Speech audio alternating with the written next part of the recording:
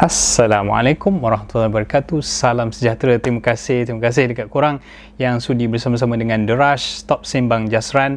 So, untuk pada kali ni aku membawakan korang satu kasut road racing ataupun kasut untuk competition, untuk racing sahaja guys. Okay, so apa dia? Kasut daripada Brooks ni dia.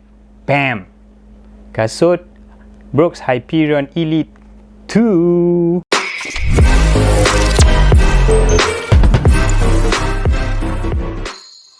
Brooks Hyperion Elite 2. Okay, kasut ni telah pun dilancarkan pada September tahun 2020 yang lalu dan telah menerima banyak reaksi daripada elite runner dekat luar sana lah. Yang mana kalau tak salah aku, kasut ni pun telah digunakan oleh seorang marathoner perempuan, aku dah lupa nama dia, yang memecah rekod dengan menggunakan kasut daripada Hyperion Elite 2 ni. So ia terbukti boleh membuatkan korang jadi laju. Okay, so ini adalah kasut racing guys, road running racing, yang mana korang boleh dapatkan dia dengan harga yang mahal, $1,250 setakat ni. Ini antara kasut racing paling mahal yang aku ada lah.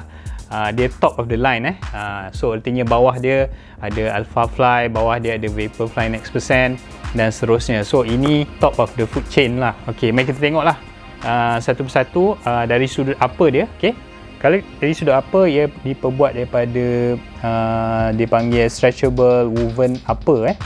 Okay, ni bahagian depan. Okay, ni bahagian dalam. Okay, ni bahagian belakang dia. Okay, stretchable woven upper ni dia akan mengikut bentuk kaki lah. So pada aku walaupun dia kata stretchable, tapi aku rasa ada sedikit, aku rasa terhad pergerakan aku kat sini. So rasa dia macam memegang sikit lah. Tapi tak apa, sebab aku boleh longgarkan ikatan untuk just bagi fitting yang best lah. Okay, dari sudut breathability, dia ada banyak lubang-lubang kat depan ni, so tak ada masalah breathable, dia tak panas. Lace dia ada pelik sikit, sebab kalau korang tengok lace dia ada bentuk-bentuk macam pelik lah. Aku rasa benda ni untuk mudahkan supaya apabila korang ikat, dia tidak mudah terbuka lah ikatan. Dan dia punya tang dia sangat nipis, okay, dekat bahagian lidah kasut ni, dan tidak mengganggu aku punya kaki apabila aku buat larian lah. Dia just stick in place apabila membuat larian temporan ataupun interval untuk larian-larian yang laju. Akan tetapi aku rasa aku punya heel ada bergerak-gerak, ada pergerakan berlaku, sebab dia punya lockdown pada heel ni dia tidak memegang sangat lah, sebab terlalu nipis kan. So aku mengalami isu heel slippage dekat bahagian belakang ni. Okay, so lain-lain aku rasa is a good design, cantik design, dan simple Brooks punya logo dekat belah dalam dan juga belah luar kasut ni kat sini. Okay, tone colour dia ada dua je, colour warna fluorescent dekat midsole, lepas tu dekat dia punya lambang kat atas tu. Okay, tu tentang dia punya upper lah. Upper dia aku rasa ada sedikit sempit dekat bahagian tengah. Yang itu aku rasa untuk kasut ni punya fitting lah. So kalau korang nak beli kasut ni, probably boleh beli half size bigger daripada korang punya size lah, pada aku lah. Sebab aku macam US 9, aku rasa dia macam sedikit ketat, so I need to wear 9.5 untuk kasut ni. So anyway, untuk dia punya midsole, midsole lah yang merupakan penceritaan untuk kasut ni, aku suka sangat-sangat, ialah dia diperbuat daripada DNA Flash midsole.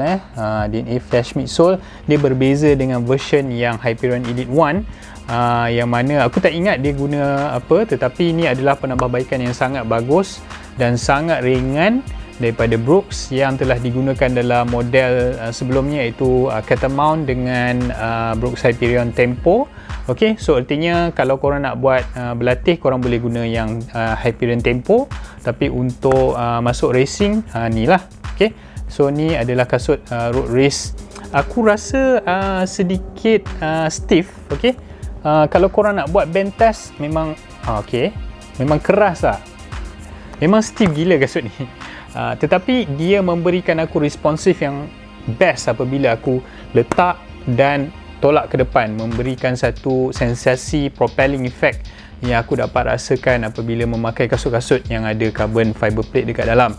So dia get the jobs done. So adakah korang boleh laju dengan kasut ni? Yes, sebab pertama dia ringan, dan kedua dia ada carbon fiber plate dekat dalam, dan juga disandwichkan dengan DNA Flash punya midsole yang memberikan korang penyerap hentakan, energy return dan juga lantunan yang baik. So untuk orang yang nak lari full marathon, half marathon, tak ada masalah, boleh gunakan kasut ni sebab dia ringan. Kejap lagi kita timbang dia, tengok berapa berat dia. Dan juga dia mempunyai 8mm drop daripada depan ke belakang. Dia ada 8mm drop. Memang aku rasa yang sesuai untuk orang yang mempunyai kaki ataupun kaedah larian forefoot ataupun midfoot runner. Okey, sistem yang digunakan ialah rapid roll technology yang terdapat dalam kasut ni, yang memudahkan korang untuk transition yang smooth daripada korang letak kaki dan nak ke depan. Letak dan ke depan, dia menggunakan rapid roll technology yang banyak membantu korang punya speed lah. So pada aku, bila aku buat larian speed, tempo ataupun interval, memang dia sangat membantu memberi efisien dari segi stride korang lah. Midsole ni apabila nak dibandingkan dengan contoh macam Nike lah, Nike ada Zoom X foam. Zoom X lebih orang kata lembut lah, lagi lembut. Yang ni keras sikit. Okay? Sebab dia menggunakan DNA Flash, merupakan kaedah yang digunakan hasil daripada dia buat nitrogen infuse. Okay? Dia menggunakan nitrogen untuk menghasilkan midsole DNA Flash ni. Jadi pada aku, kalau nak dibandingkan dengan midsole yang lain yang terdapat dalam pasaran, contoh Nike ataupun Boost, dia boleh kata keras sikit lah. Walaupun dia keras, tetapi dia sangat responsif dan ringan. Ok, untuk midsole ni, kalau korang perasan, dekat bahagian luar dia ataupun bahagian tapak, dia terkeluar daripada dia punya upper. So which is pada aku lebar dan memberikan korang satu stability lah. Jadi artinya kalau letak tu cantik je sebab dia punya midsole dia terkeluar daripada bahagian upper which is pada aku sangat membantu untuk stability lah. Ok, mari kita tengok kepada bahagian tapak kepada kasut Hyperion Elite 2. Ok, ini bahagian tapak. Tak ada apa sangat, dia hanya ada piece of rubber dekat sini, dekat bahagian depan ni. Lepas tu terdedah dekat di bahagian tengah, dan juga ada sedikit rubber punya compound dekat bahagian belakang. Yang mana ada elite runner yang beritahu bahagian kuning ni akan cepat haus lah apabila korang melakukan larian. Rubber compound dekat bahagian belakang ni tak banyak sebab dia memang khas untuk orang yang forefoot runner lah. So siapa yang gunakan forefoot runner akan memberi benefit kepada korang rather than orang yang pakai heel striker. Ok guys, apakah kesimpulan yang aku boleh buat untuk kasut ni? Ok, kasut ni adalah untuk racing lah, sebab dia racing punya purpose. Sebab dia memang membantu korang untuk mendapatkan efisiensi larian untuk lebih laju. So dia tidak sesuai untuk daily training sebab dia akan menyebabkan haus yang teruk pada bahagian tapak dia nanti. Dia cepat haus lah. Dan kasut ni dia sangat ringan dengan hanya 214 gram dalam saiz aku US 9, memberikan satu orang kata apa, kelegaan untuk orang yang nak berlari laju dalam distance yang jauh.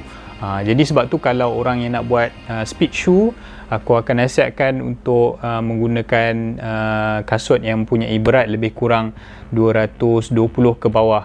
So dia 214 gram, ringan lah, dengan nampak macam bulky macam ni kan. Jadi midsole yang digunakan iaitu DNA Flash ni dapat memberikan energy saving dan akan memberikan kelegaan kepada korang lah untuk larian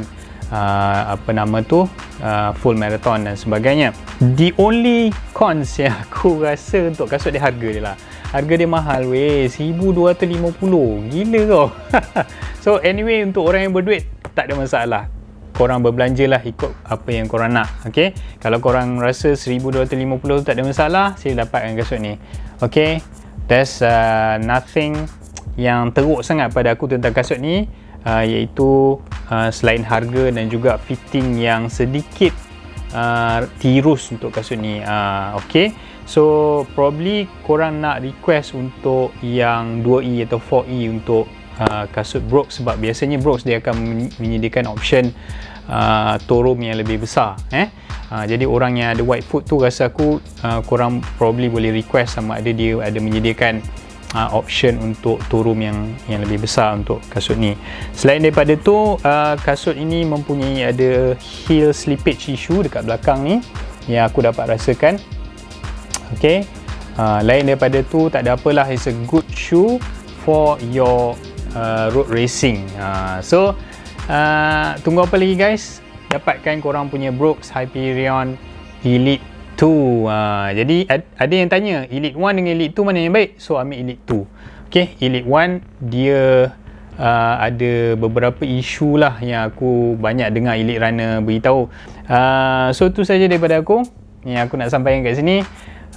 Jangan lupa guys, please bagi like, subscribe dan share untuk The Rush menyediakan banyak lagi episod akan datang untuk korang. So itu saja dari aku. Bye bye.